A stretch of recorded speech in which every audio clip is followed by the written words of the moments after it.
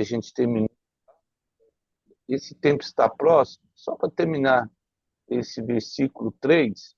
Então, a gente falou das bem-aventuranças, falou sobre ler e ouvir e guardar a palavra de tudo que está escrito, porque o tempo está próximo. Agora, um paralelo aí, um parênteses, e aí depois eu vou colocar isso. Alguns sinais que devem acontecer antes da volta do Senhor Jesus. Então, vamos ver alguns sinais a respeito da natureza, depois a gente vai vendo algumas mudanças. Então, vamos lá. Gênesis capítulo 1, 14. Vamos para Gênesis 1, 14. Gênesis capítulo 1, verso 14. Ele diz assim, olha só. Diz também Deus, haja luzeiros no firmamento do céu para fazerem separação entre o dia e a noite, e sejam eles por sinais para estações, para dias e anos. Então, lá atrás, no início de tudo, na construção do nosso planeta, Deus fez aí o Sol e a Lua, os luzeiros, e colocou aí a atmosfera, o firmamento, sobre a Terra, esse invólucro, né, essa cobertura, para que pudéssemos respirar. E ele coloca essa questão de ser um sinal, tanto para o dia como para a noite. Então, de dia a gente vê o sol, de noite a lua, as estrelas, e o movimento de rotação aí que faz a Terra girar para determinar as horas e o dia, e a translação para determinar as estações do ano. Lembrando que nesse primeiro momento só tinha um continente só, chamado Pangeia, no nosso planeta, o supercontinente, e provavelmente ele estava na linha do Equador, ele, na verdade, provavelmente não, ele estava na linha do Equador, então onde você andasse, ele só tinha uma estação só, como se fosse primavera e outono, nem muito frio, nem muito quente, sempre aquela estação igual, abençoada ali. E aí o que acontece? Depois da queda do pecado, aí eu tenho dilúvio e os continentes se desmembram e começam a andar aí a deriva dos continentes. Mas isso vai levando aí. O que eu queria mostrar é a questão dos sinais que Deus dá. Lá em Lucas 21:11, vamos para Lucas 21:11. Lucas capítulo 21:11. Lucas capítulo 21, o verso 11. Então, ó, quando nós vamos dar os indícios da volta do Senhor Jesus, ele diz assim, ó, haverá grandes terremotos, epidemias, fome em vários lugares, coisas espantosas e também grandes sinais no céu. Então, a gente já começa a ver aí alguns terremotos. Agora até deu uma paradinha, teve no início do século aí, teve mais terremotos. Tivemos no Chile, ali na Ásia, constante, por causa do ciclo do fogo, mas, e aí agora tivemos epidemias também, como Covid, e parece que vai surgindo, mas teve outras, gripe aviária, gripe suína, todas essas epidemias que vão surgindo, por enquanto, em alguns, o Covid foi de proporções globais, mas sempre está tendo aí algum surto, e isso aí já dá indícios, né, que a volta do Senhor Jesus está bem próxima. Além de Lucas aí, vamos lá para Mateus 13, depois a gente vai lendo. Esses são acontecimentos que a natureza tem lançado aí. Mateus 13, 24 e 25, o verso 24 e 25, são só exemplos da volta do Senhor. A outra parábola lhe propôs dizendo, o reino dos céus é semelhante a um homem que semeou boa semente no seu campo. Mas enquanto os homens dormiam, e o inimigo dele e semeou o joio no meio do trigo e se retirou. Então, outro exemplo aí, essa questão da diluição da palavra de Deus. O que acontece hoje, infelizmente, assim, muitos pregadores têm surgido, desviado a palavra do Senhor naquilo que é a sua essência, o evangelho da graça, o evangelho do arrependimento, o evangelho da cura, da transformação, e, e as coisas que hoje aparecem, parece que não tudo é permissível, mas não existe mais o cuidado com relação àquilo que deve. O livro de Apocalipse é um livro tremendo. A volta de Jesus, hoje em dia, é pouco falado. O que aconteceu lá atrás, no dilúvio, quando as pessoas se casavam e davam um casamento, ele está dizendo assim, que ninguém estava preocupado com a volta, com o dilúvio. E todo mundo estava vendo Noé construindo a arca, mas tem um doido aí construindo uma arca, nunca choveu antes. E aí, Sodoma e Gomorra, mesma coisa. Todo mundo deitou para dormir como se o outro dia fosse igual, como hoje. Nós devemos sim ter o nosso cotidiano, a vida que segue sempre, mas sempre é importante nos relacionarmos aí com o Senhor Jesus e ver aquilo que precisa ser transformado, mudado em nossas vidas, porque nós caminhamos para esse fim. Então, o inimigo já tem lançado o joio no meio do trigo. Às vezes as pessoas ficam muito preocupadas com relação a descobrir que esse é o joio, esse é o trigo. E, pelo amor de Deus, né? Isso não nos cabe. Isso aí independe. A questão é saber que o joio ele vem para dificultar o conhecimento da verdade, só isso. As meias verdades que aparecem, isso é muito complicado. Então, esses são alguns exemplos. Isaías 30, 26, vamos lá para Isaías 30, 26, e a gente pode, umas coisas, tudo isso a natureza tem descrito. Ó, Isaías 30, verso 26, ele diz assim, a luz da lua será como a do sol, e a do sol 7 vezes maior, como a luz de 7 dias, no dia em que o Senhor atar a ferida do seu povo e curar a chaga do golpe que ele deu. Ah, uma coisa interessante aqui, a, a, a proximidade do Sol, parece que o Sol vai aqui, ó, aumentar 7 vezes, 7 vezes maior como a luz de 7 dias. A Lua será como o do Sol. Então, essa expansão. A gente sabe que o Sol é uma estrela e ele vai queimando o gás e ele vai expandindo. E depois toda estrela é assim.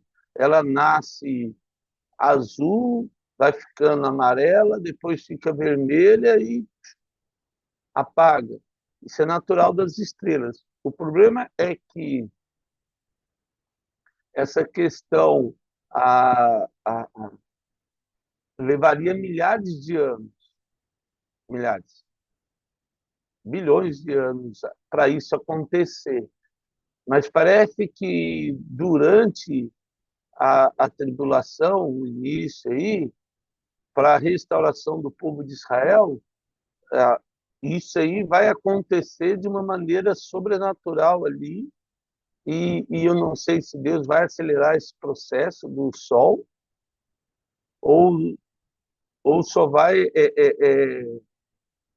acontecer por um momento ali, uma radiação, isso não, a gente não sabe porque não está lá, mas que alguma coisa vai acontecer com o Sol e ele vai se expandir além do normal nosso hoje, que isso é natural para a transformação de uma estrela perto da morte, mas Deus já vai direcionando isso.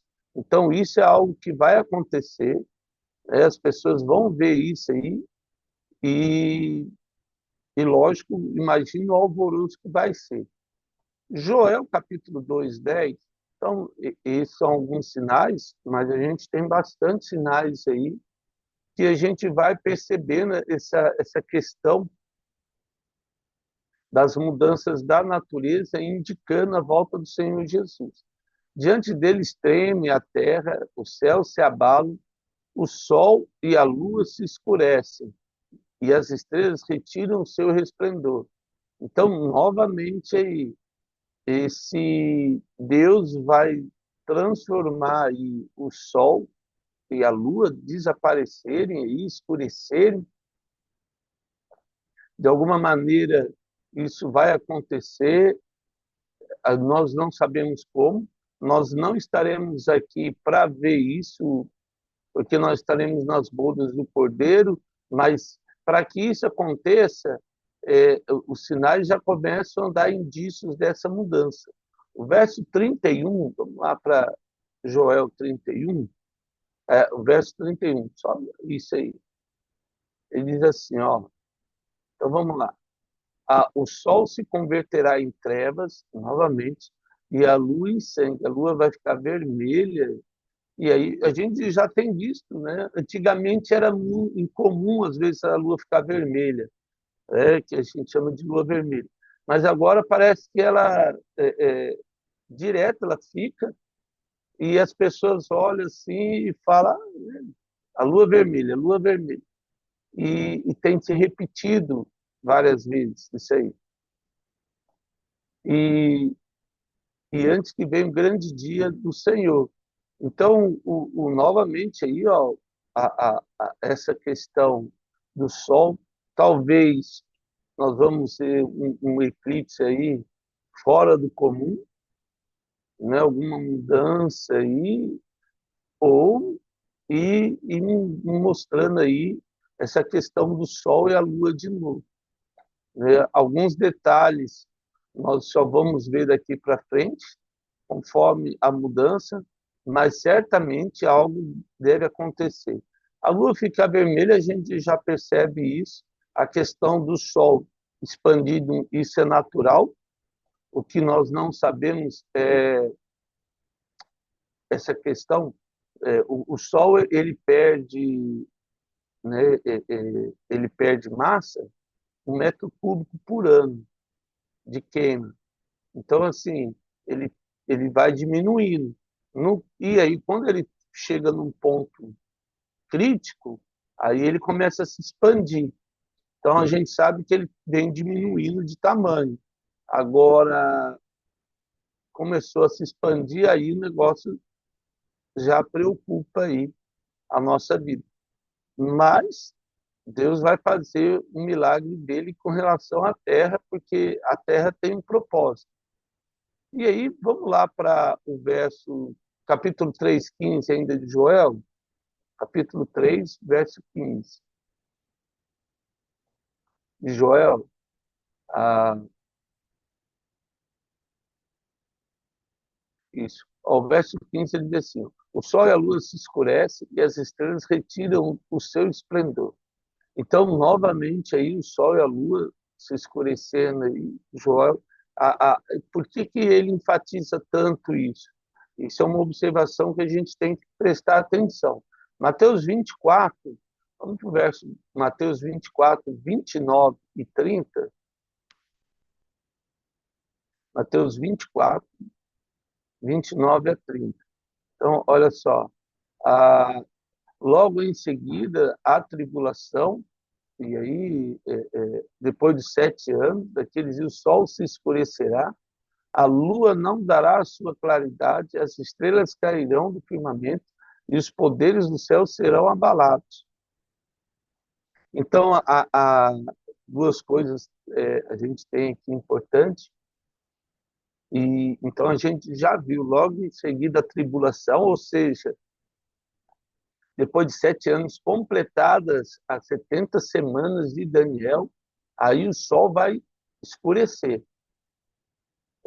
Novamente, não sei se simplesmente ele vai desaparecer, porque depois a gente vai ver em Apocalipse que o sol não terá mais necessidade, porque a glória vem da luz de Deus. Alguma coisa vai mudar em todo o universo. Daqueles dias o sol vai se escurecer, a lua não dará sua claridade, as estrelas cairão do firmamento, e aí provavelmente João viu aí umas estrelas cadentes, como se fosse uma chuva de meteoro, a princípio, né? Porque cada estrela seria igual foi Sodoma e Gomorra, igual foi as pragas do Egito, essa queda aí, e os poderes do céu serão abalados. E aí essa questão dos, dos anjos caídos, essa expulsão de Satanás, porque aqui Satanás vai ser preso por 1000 anos. E a Bíblia não descreve se vai ser Satanás e todos os anjos caídos, os demônios presos por um milênio, ou vai ser só Satanás. Mas bem provável que seja a coja toda dele, né, para que seja anulada aí. Então aparecerá do céu um sinal do Filho do Homem. Todos os povos da terra se levantarão e verão o Filho do Homem vindo sobre as nuvens do céu com poder e muita glória. E aí ele envia os anjos dele. Então, para que tudo isso aconteça, nós estamos vendo esses sinais. Vamos para Lucas 21, 25, ainda falando sobre os sinais da natureza aí. Lucas 21, verso 25.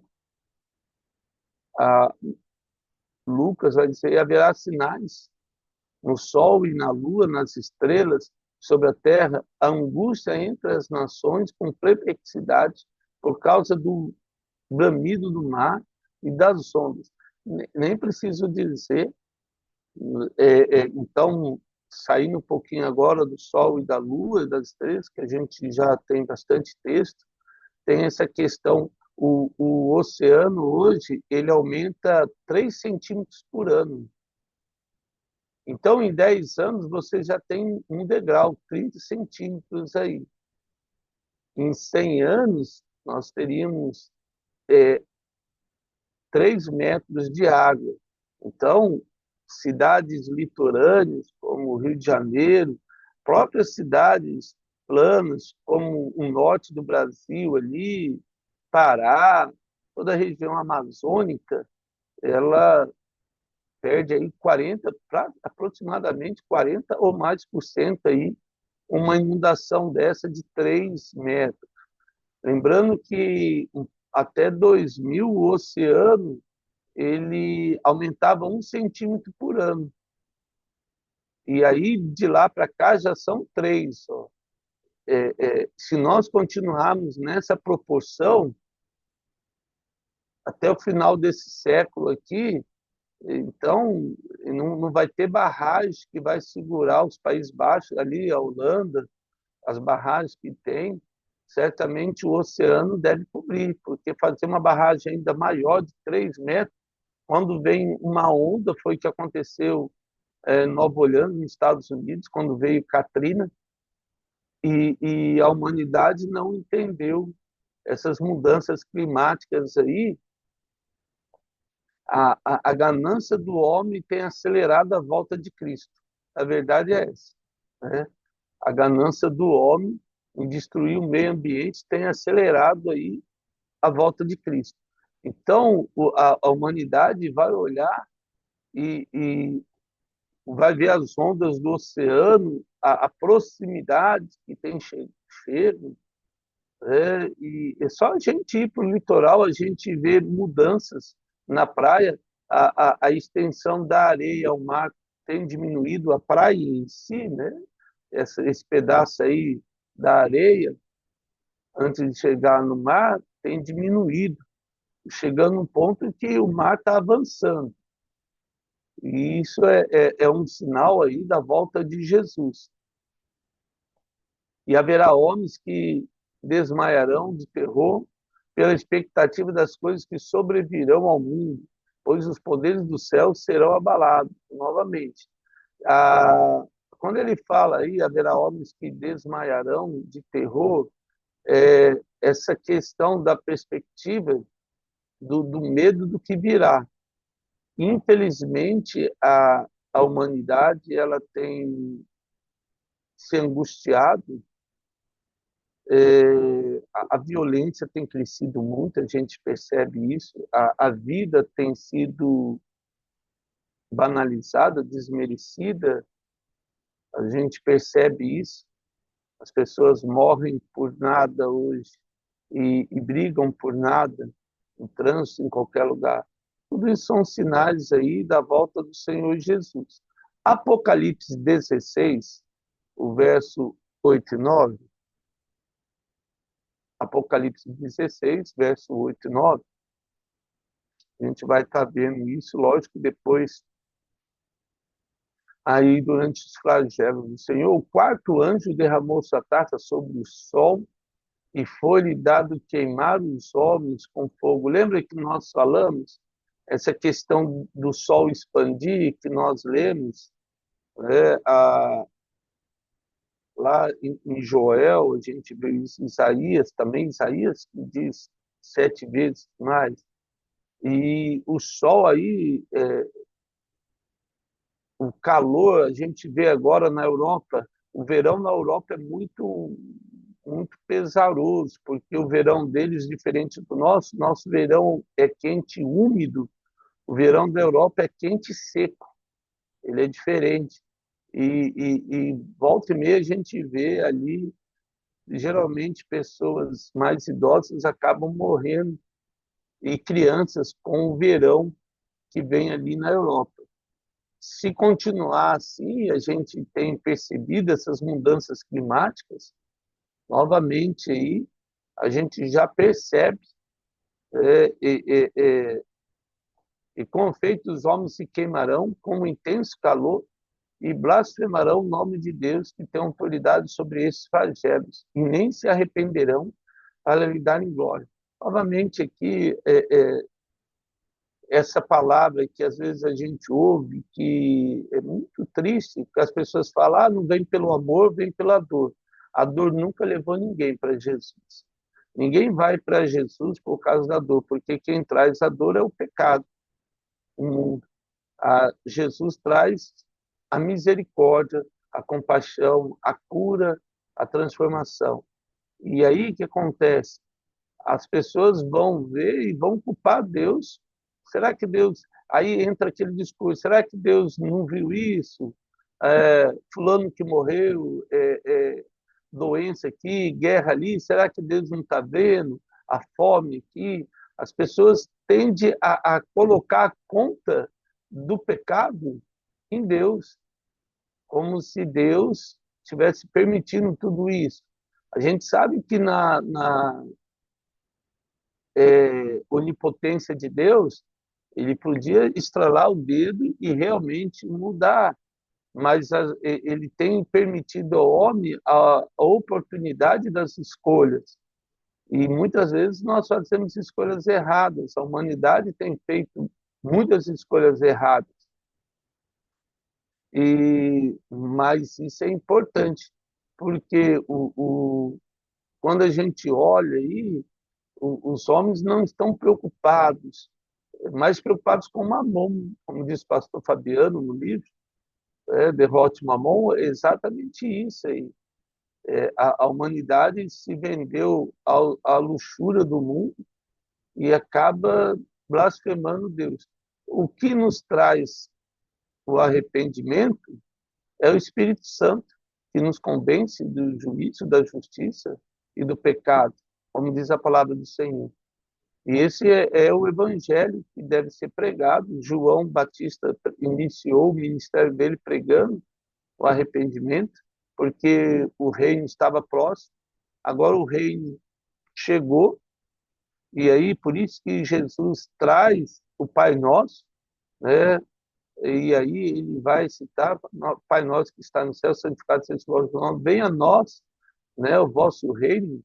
E aí ele traz o reino de Deus sobre a humanidade, e é isso que impede toda essa destruição.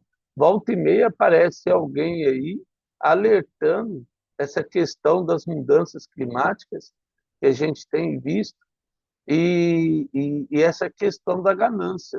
O capitalismo, ele gera isso. Mas não importa o sistema político econômico que o mundo adote, porque tem essa questão do pecado. O único sistema que nós lemos na Bíblia que foi adotado está lá em Juízes. Foi aquele sistema que Deus colocou, que é o teocrático, onde ele coloca ali a, um juiz, e aí escolhe os juízes para é, representar o povo e determinar, mas eu tinha uns sacerdotes que diziam lá julgar entre uma situação ou outra. E o julgamento não era um julgamento que visava o lucro para um ou para outro. O julgamento do sacerdote era um julgamento em que a graça de Deus deveria emanar ali. Tanto é que ele fala muito sobre essa corrupção entre os sacerdotes depois. Depois a gente pode ver isso.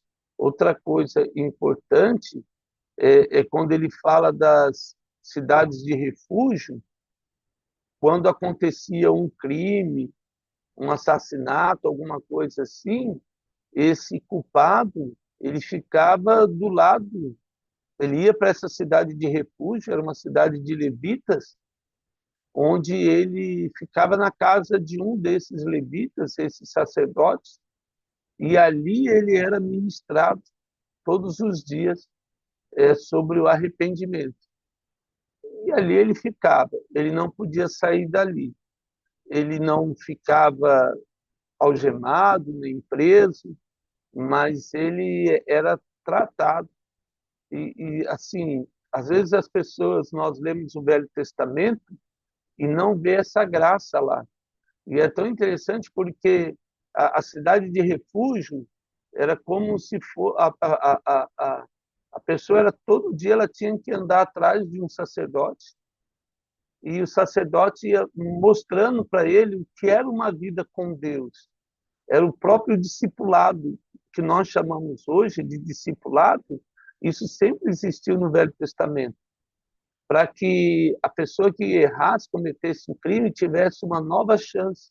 Olha só, a cidade de refúgio ela era contrária a tudo o que às vezes o povo de Israel ficava preso nos 10 mandamentos, né? Na verdade, eles estavam mais numa lei de olho por olho, dente por dente, talião, do que a graça de Deus.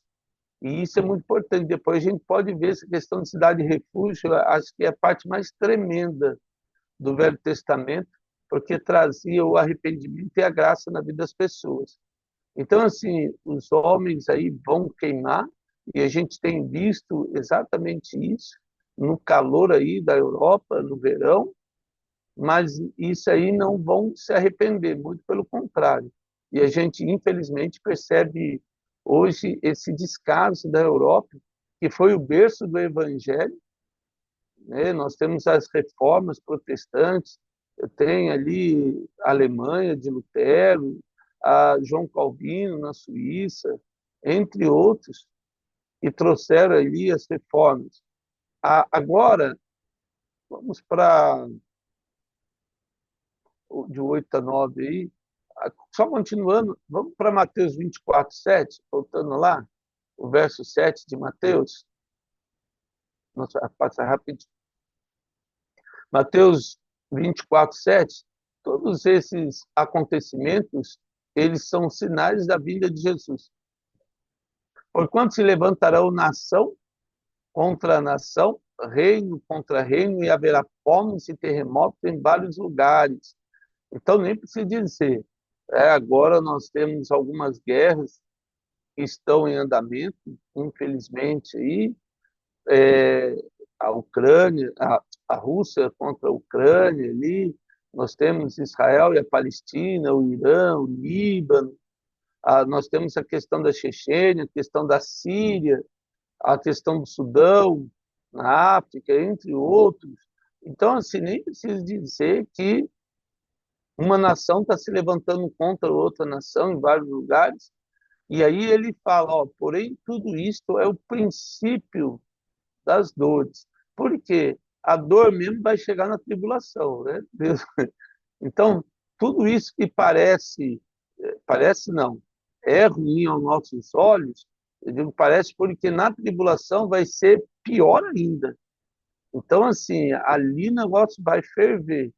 Então, a Marcos 3, 13 e 8, vamos para Marcos, vou ler esse último versículo, tá? Marcos 13, 8, todos esses sinais acompanham e dão indícios da volta do Senhor Jesus. Verso 8, porque se levantará nação contra nação e reino contra reino, e haverá terremotos em vários lugares e também fome. Essas coisas são os princípios da dores, aí conforme nós lemos também em Mateus. Amém? São sinais que a gente tem que estar atento, que o Senhor Jesus abra os nossos olhos para perceber o tempo que está chegando. Porque quando a gente lê aí no verso 3, o tempo está próximo, esses sinais acompanham a volta de Jesus. Amém? Pai, eu quero agradecer por esse dia, por estarmos juntos, que o Senhor continue a nos alertar com relação à sua volta. Tende misericórdia dos países em guerra hoje, ó Deus, porque por causa de um ou de outro, milhares de pessoas morrem, sofrem, crianças padecem. Tem misericórdia, Deus, do povo da Palestina. Ajuda Israel a ver aquilo que ela precisa fazer para realmente estar na tua presença. Peço a Deus pelos povos ali na Ucrânia, na África, na Ásia em si, ali do norte da China. Tantos povos, ó Deus, que estão sofrendo vidas, ó Deus, sofrendo pela intencionalidade errada de um líder ou de outro, Pai.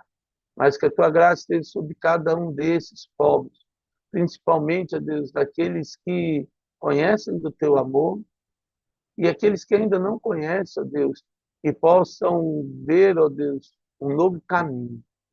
Mostra-se a eles, ó Pai, e nos ajude a interceder por esses povos, por essas vidas que precisam e carecem, ó Deus, da tua graça. Abençoa-nos nesse dia e nos faça reconhecer que o Senhor é um Deus de graça, um Deus de perdão, um Deus que salva, um Deus que cura, que liberta e que restaura. Obrigado, Jesus, porque a sua graça nos alcançou quando ainda nós não queríamos o Senhor. Tome esse dia em tuas mãos, em nome de Jesus. Amém. Amém, amados. Obrigado pela honra. Que Deus nos abençoe nesse dia aí, em nome de Jesus.